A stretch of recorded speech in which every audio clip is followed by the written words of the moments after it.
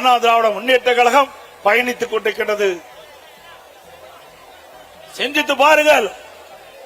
இதயம் புரட்சி தலைவி அம்மா அவர்கள் தமிழகத்துடைய முதலமைச்சர் இருந்த காலகட்டத்திலே எத்தனையோ திட்டங்களை கொண்டு வந்து நாட்டு மக்கள் நன்மை பெற்றிருக்கின்றார்கள். 5 ஆண்டு திராவிட முன்னேற்ற கழக ஆட்சியிலே இந்த சென்னை மாநகர மக்களுக்கு என்ன செய்தார்கள்? ஒரு துரும்பை கூட கிள்ளி போடவில்லை. அனைத்து இந்திய அண்ணா திராவிட முன்னேற்ற கழக ஆட்சியிலே கொண்டு வரப்பட்ட திட்டங்கள் ஸ்டிக்கர் ஒட்டி அந்த திட்டத்தை கூட முழுமையாக நிறைவேற்றப்படவில்லை. ஆங்காங்கே அண்ணா திமுக ஆட்சியில் கொண்டு வந்த திட்டம் முடிவு பெற்று துவக்கி வைத்துக் கொண்டிருக்கிற காட்சிதான் இன்றைய திமுக ஆட்சியிலே பார்க்கப்படுகிறது. மழைநீர் வடிகால் வசதி அனைத்து இந்திய அண்ணா திராவிட முன்னேற்ற கழகத்திலே மாண்புமிகு புரட்சி தலைவி அம்மாள் தமிழகத்துடைய முதலமைச்சராக இருந்த பொழுது கொண்டு வரப்பட்ட திட்டம் சுமார் 2400 கிலோமீட்டர் தூரம் வடிகால் வசதி செய்து கொடுக்கப்பட்டது. இன்றைக்கு கனமழையால் சென்னை மாநகர மக்கள் பாதிக்கக்கூடாது, பெய்கின்ற மழைநீர் முழுவதும் வெளியேற்றப்பட வேண்டும் என்ற அடிப்படையில் மழைநீர் வடிகால் பணி மேற்கொள்ளப்பட்டது அனைத்து இந்திய அண்ணா திராவிட முன்னேற்ற கழக ஆட்சியிலே. அதிலே 4 பிரிவாக பிரிக்கப்பட்டது. Phase 1, Phase 2 இரண்டும் அண்ணா திமுக ஆட்சியிலே நிறைவேற்றப்பட்டது.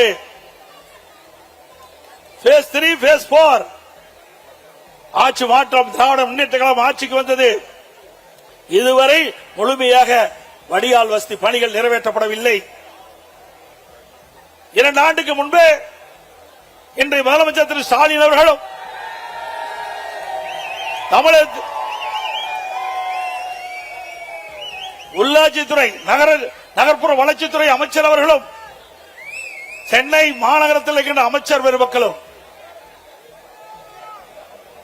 எவ்வளவு மழை பெய்தாலும் ஒரு சொட்டு தண்ணீர் கூட சென்னை மாநகரத்திலே தேங்காது என்று குறிப்பிட்டார்கள்.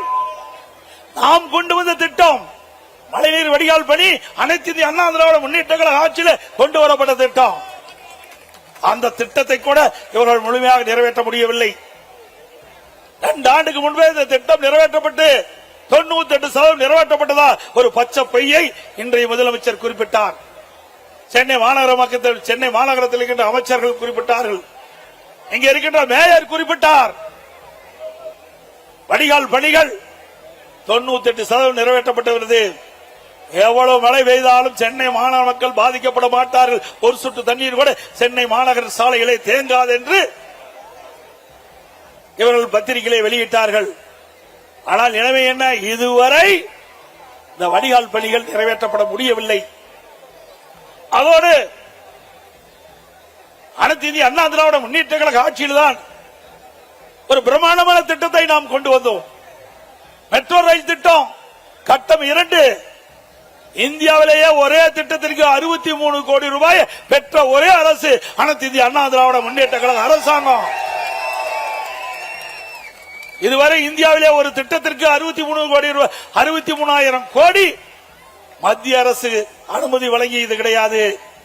அனைத்து இந்திய அண்ணா திராவிட முன்னேற்ற கழகம் ஆட்சி செய்த பொழுது அம்மாவுடைய அரசாங்கம் மத்திய அரசோடு இணக்கமாக அணுகி சென்னை மாநகர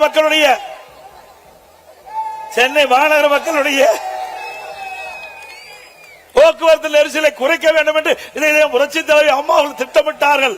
துரதிருஷ்டவசமாக அம்மா அவர்கள் மறைந்தார்கள். அம்மா கொடுக்கப்பட்ட வாக்குறுதியை நிறைவேற்றுகின்ற விதமாக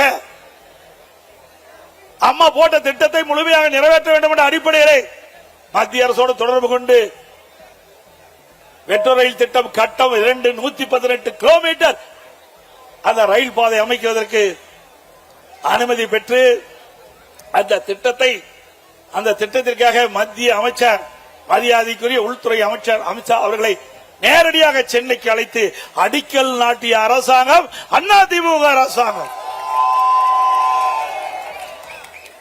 இந்த திட்டம் முழுமையாக நிறைவேறுகின்ற பொழுது சென்னை மாநகர மக்கள் போக்குவரத்து நெரிசல் இல்லாம பயணம் செய்ய முடியும். இது அண்ணா திமுக ஆட்சியுடைய சாதனை. அண்ணா திமுக ஆட்சியுடைய சாதனை. சிந்திச்சு பாருங்கள். இப்படி ஏதாவது ஒரு பெரிய திட்டத்தையாவது 5 ஆண்டு காலத்தில் இந்த சென்னை மாநகர மக்களுக்கு கொடுத்திருக்கிறீங்களா? இல்ல. எப்பொழுது பார்த்தாலும் கொள்ளை அடிப்பதுதான் ஒரே குறிக்கோள். திராவிட முன்னேற்ற கழகத்துடைய அரசாங்கம் கொள்ளையடிக்கின்ற அரசாங்கமா மாறிவிட்டது. கலெக்ஷன், கமிஷன், கரப்ஷன், இதுதான் தாரக மந்திரம் திமுக. இதைத்தான் அவர்கள் 5 ஆண்டு காலம் செய்தார்கள். மக்களுக்காக எந்த நன்மையும் செய்யவில்லை. எந்த பெரிய திட்டத்தையும் தமிழ்நாட்டு மக்களுக்கு கொடுக்கல, சென்னை மாநகர மக்களுக்கு கொடுக்கல. அது மட்டுமல்ல, அனைத்து இந்திய அண்ணா திராவிட முன்னேற்ற கழகம் ஆட்சி இருக்கின்ற பொழுது இன்றைக்கு புயல் வந்தது. அந்த புயல் வருகின்ற பொழுது மக்கள் பாதிக்கப்படக்கூடாது என்பதற்காக அனைத்து இந்திய அண்ணா திராவிட முன்னேற்ற கழகம் போர்க்கால நடவடிக்கை எடுக்கப்பட்டது. வர்த்தா புயல், கனமழை, இன்றைக்கு சென்னை மாநகரம் முழுவதும் மரங்கள் சாய்ந்தன, மின் கம்பங்கள் உடைந்தன, டிரான்ஸ்பாரம் பழுதடைந்து விட்டது.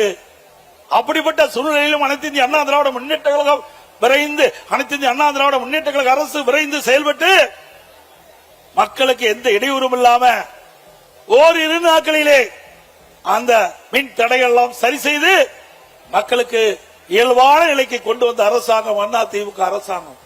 சென்னை மாநகரத்தில் மட்டும் 2 லட்சம் மரங்கள், 2 லட்சம் குப்பைகள் மாநகராட்சியிலிருந்து அகற்றப்பட்டன. எப்படி மக்களுக்கு பிரச்சனை ஏற்படுகிற போது அந்த பிரச்சனையை தீர்க்கக்கூடிய வல்லமை படைத்த அரசாங்கமா அனைத்து இந்திய அண்ணா திராவிட முன்னேற்ற கழக அரசு விளங்கியது. அண்மையிலே ஓராண்டு என்று நினைக்கின்றேன், ஓராண்டு 2 ஆண்டு இருக்கின்ற நினைக்கின்றேன், சென்னை மாநகரத்தில் வெறும் மழைதான் பொழிந்தது. எல்லா பக்கமும் எல்லா சாலையிலும் தண்ணீர் தேங்கி இருந்தது. அப்பொழுது ஒரு பெண்மணி சாலையிலே நடந்து கொண்டு சென்று கொண்டிருந்த பொழுது அந்த பெண்மணி சொன்னார், ஸ்டாலின் தான் வந்தாரு, ஸ்டாலின் தான் வந்தாரு, நீச்சல் அடிக்க விட்டார். அப்படிப்பட்ட நிலைமைதான் சென்னை மாநகரத்தில் விளங்கி கொண்டிருக்கின்றது.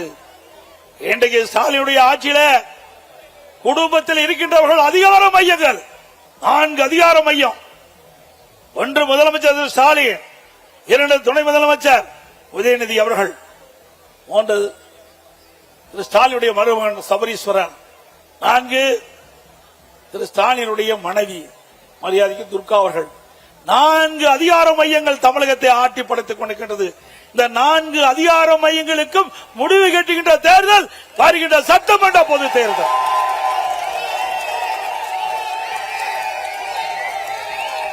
முடிவு கட்டுவீங்களா? அதே போல கொரோனா காலம் சிந்தித்து பாருங்க, ஒரு கடுமையான சோதனை. இதுவரைக்கும் இந்த நோயை யாரும் பார்த்ததில்ல. உலகமே சம்பித்து போய்விட்டது. கொரோனா வைரஸ் காற்றிலே பரவக்கூடிய ஒரு நோய் உலகம் முழுவதும் பரவி கொண்டிருந்த அந்த காலகட்டத்தில் தமிழகத்திலும் கொரோனா வைரஸ் பரவல் கடுமையாக இருந்தது.